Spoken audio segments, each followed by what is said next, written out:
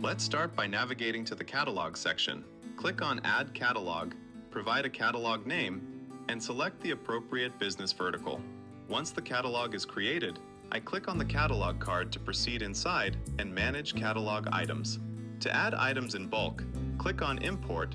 Here, we can define the operation type to be performed on the items on the file. Download a sample CSV file if required. Upload the prepared CSV file, and each CSV column is mapped to the required catalog item fields.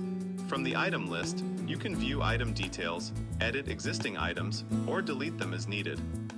All catalog operations can also be managed directly from Meta's Commerce Manager. In Meta Commerce Manager, after selecting the created test catalog, you can see all the products listed under the Products section. Now, we can connect this catalog to our WhatsApp business account. In the account settings, click Connect Catalog. Select the desired catalog and complete the connection. Once connected, we enable Catalog View and Cart View for the phone number.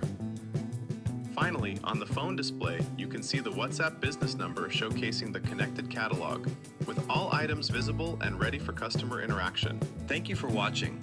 We hope this demo helped you understand catalog management on Grafo.